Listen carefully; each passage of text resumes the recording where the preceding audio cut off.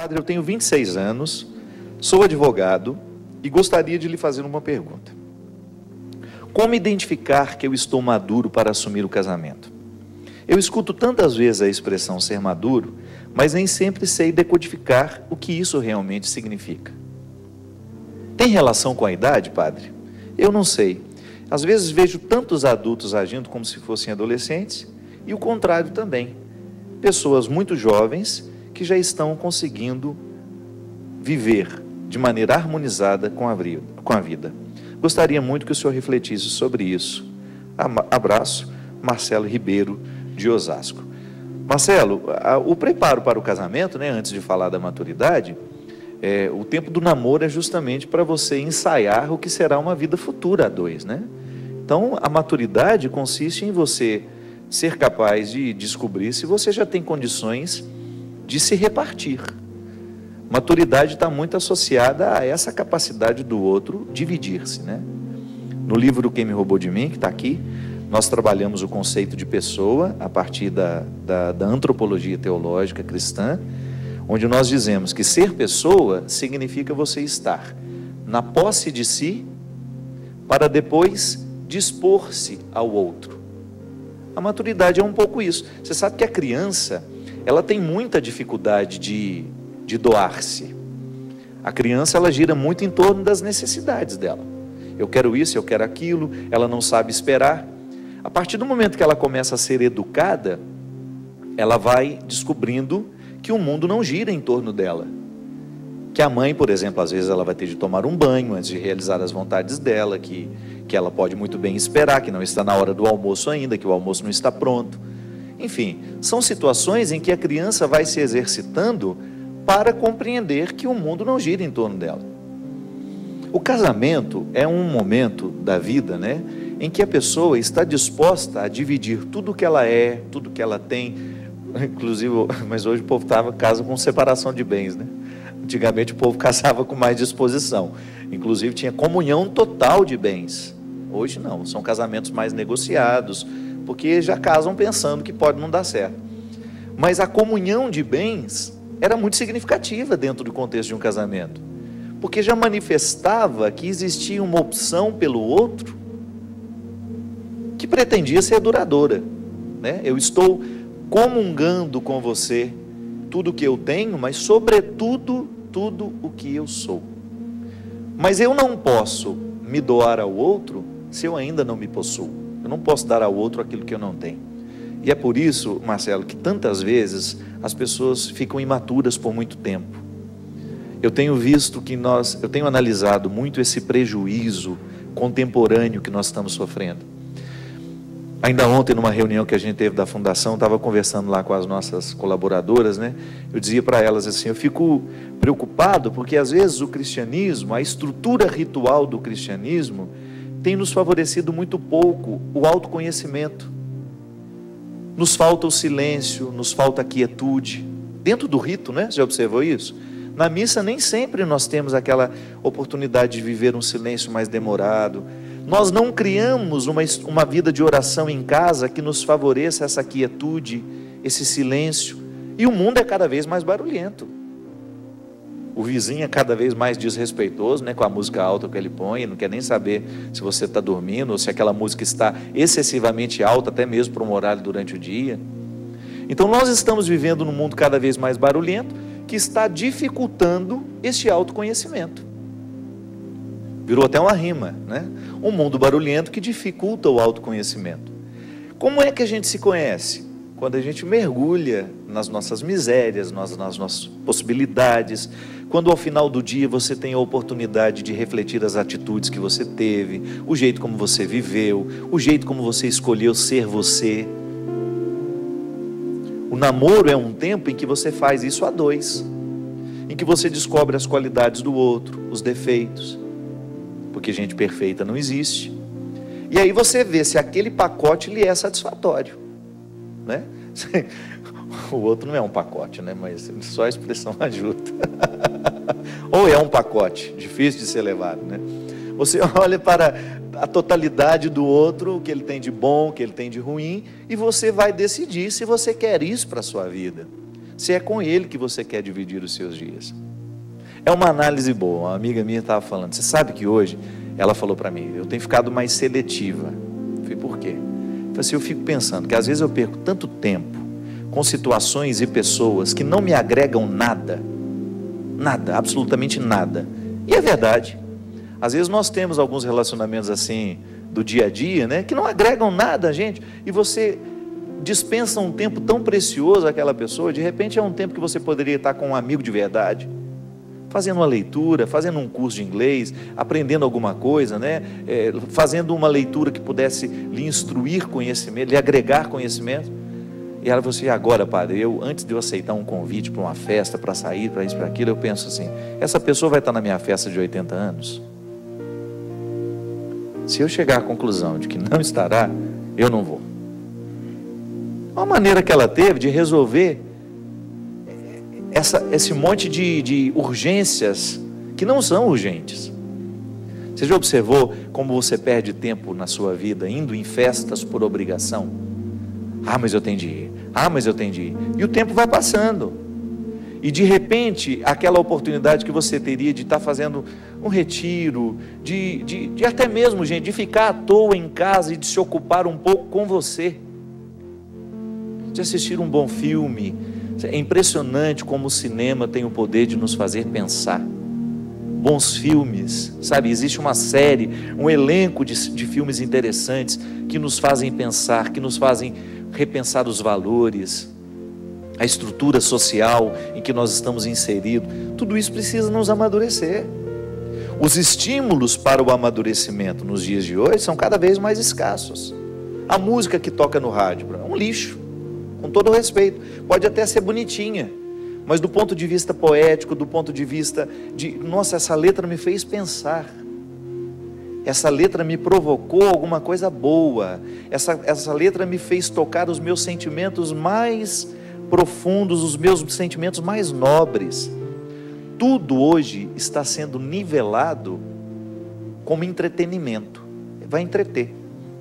O programa da tarde, ele vai te entreter. Não pode ter uma... Você não sabe a dificuldade que é ir para um programa de televisão nos dias de hoje, que a música não pode durar mais de 1 minuto. Você já imaginou isso? Em 1 minuto você tem que chegar lá, cantar e acabou a música. Não existe isso. As músicas, elas precisam ter início, meio e fim. Por isso que hoje a composição é feita muitas vezes com um refrãozinho maçante para repetir na mesma coisa, porque se der tempo de cantar só o refrão já valeu. Essa é a mentalidade do mundo de hoje. Mas nós não podemos admitir que essa mentalidade venha nos moldar. Que nós queremos fazer a diferença no mundo. Nós não falamos aqui no início do programa que a fé madura é justamente a capacidade de nos posicionarmos para que a gente tenha condições de fazer as mudanças estruturais que o mundo precisa. Mas onde é que o mundo precisa ser modificado na sua estrutura? Dentro da nossa casa. Eu não tenho como resolver a paz na Síria, o conflito na Síria.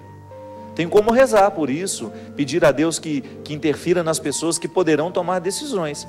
Agora, a paz na minha casa, eu preciso ser capaz de promover. Aí fica lá, né?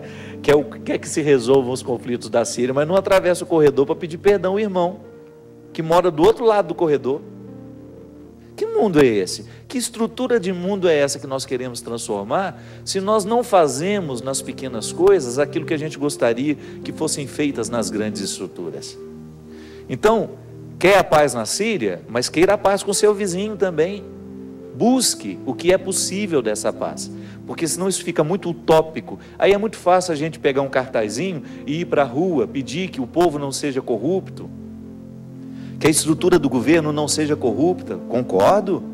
Nós precisamos cada vez mais, e agora vai chegar a época do nosso protesto. O verdadeiro protesto acontecerá o ano que vem, quando você vai eleger aqueles que estão lá, nos representando no Congresso, na presidência, em todos os âmbitos de poder. É ali que o povo protesta, é mudando, é olhando para a vida do deputado que você elegeu, o que ele fez, o que ele não fez, qual foi a postura dele. Isso é cristianismo. Tudo bem, faço um cartaz e vou para as ruas pedir que os meus políticos não sejam corruptos, ou que as situações sociais sejam resolvidas, os problemas sociais sejam resolvidos, tudo bem. É justíssimo isso. Só que tem um detalhe: na sua vida pessoal, você precisa buscar a justiça. Na sua vida pessoal, você precisa buscar o seu compromisso em tornar, em diminuir a corrupção que existe no mundo. Então a melhor maneira de protestar contra a corrupção, sabe qual é? É você sendo honesto. É um protesto silencioso que tem um profundo poder de transformação. Então eu tenho a possibilidade de administrar isso aqui. Essa mesa está sob a minha administração. Eu vou administrar essa mesa com o mesmo empenho que eu quero que a minha presidenta da República administre o meu Brasil. É assim que funciona. Então a maturidade, ela é necessária em todas as dimensões da nossa vida. Eu, como padre, eu preciso ser maduro.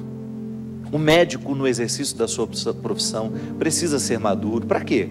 Para interpretar o poder do conhecimento, para interpretar o que ele sabe, para interpretar a maneira como ele trata os seus pacientes.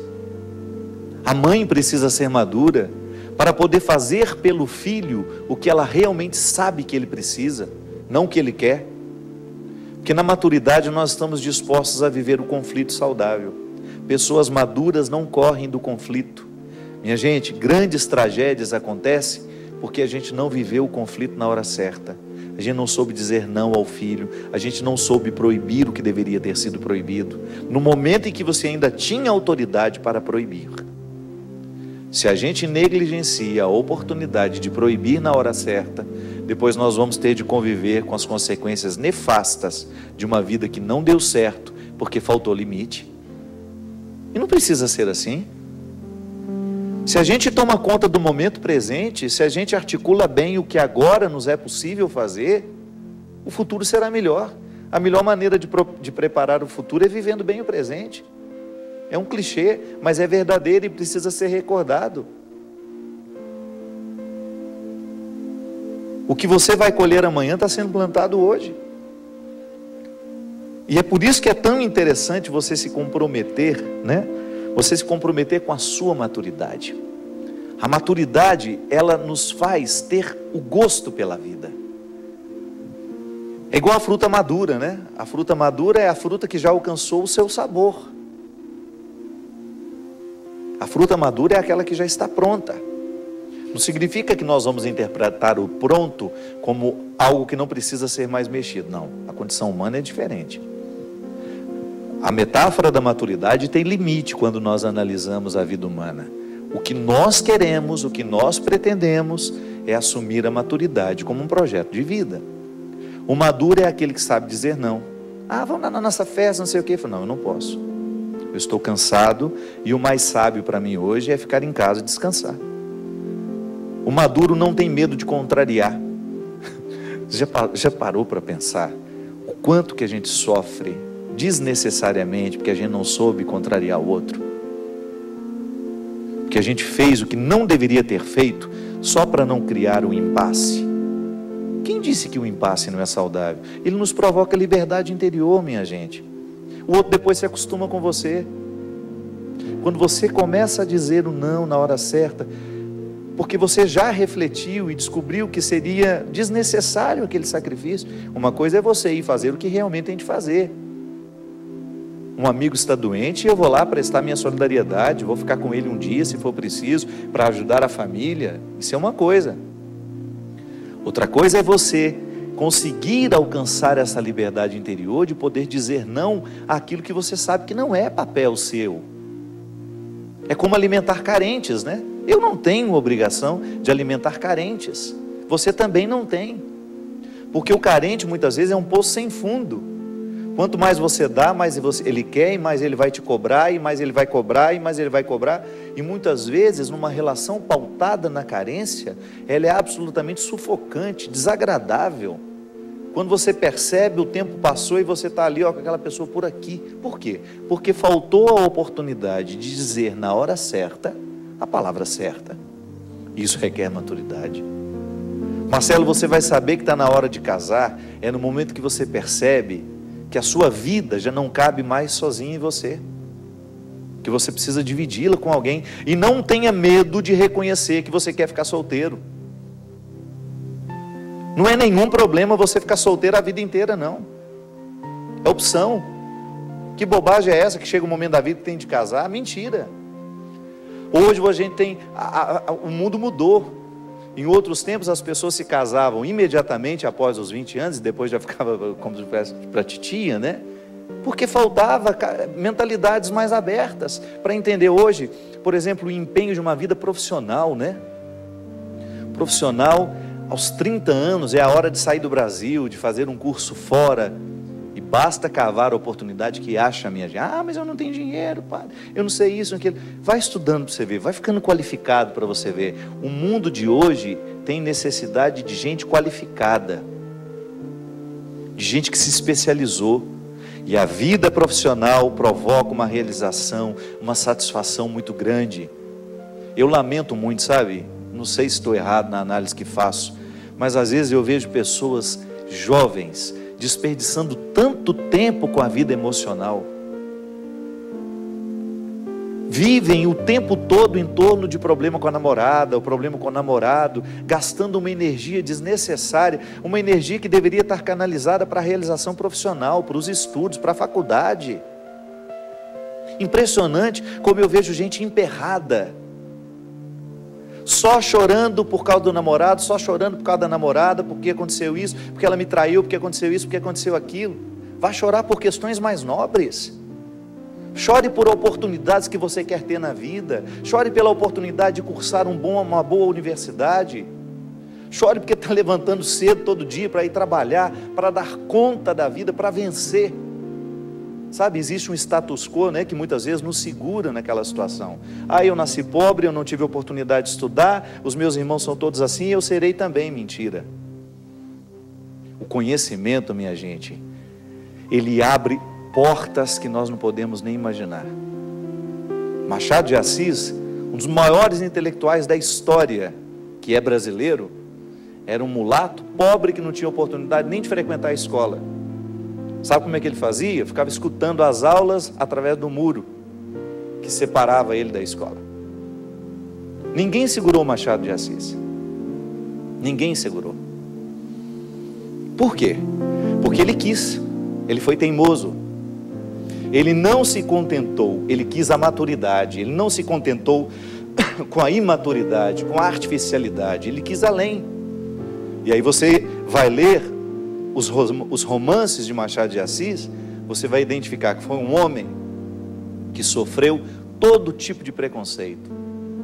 Ele tinha tudo para dar errado. Rui Barbosa, com sua frase célebre, alguém perguntou para ele: Rui, qual é o segredo da sua genialidade? Ele disse: é que o sol nunca me descobriu na cama.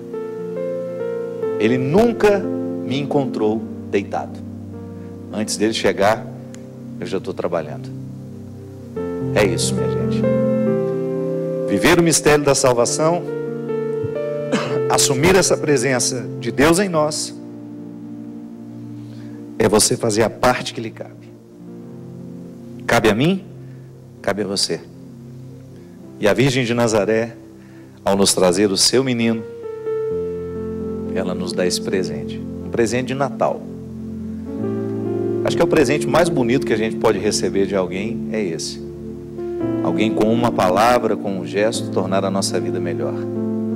E esse Jesus que a Virgem nos entrega, só nos torna melhores. Ninguém que passa por Jesus fica do mesmo jeito. Sempre vai além. Porque Ele desperta dentro de nós todas as capacidades que estavam adormecidas. Ele desperta dentro de nós tudo aquilo que nós nem sabíamos que existia. Mas como Ele tem o dom de enxergar o futuro, porque nos ama, Ele nos faz trazer esse futuro para fora, nos antecipa nos dias de hoje aquilo que será o nosso futuro, preparando agora uma esperança operante. O futuro que eu quero, eu preparo hoje.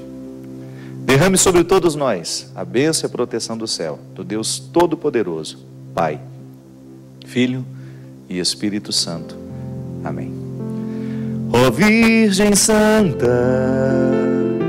teu povo canta, Senhora de Nazaré. Tu és rainha e tens no manto as cores do açaí. Ó Virgem Santa, teu povo canta, Senhora de Nazaré.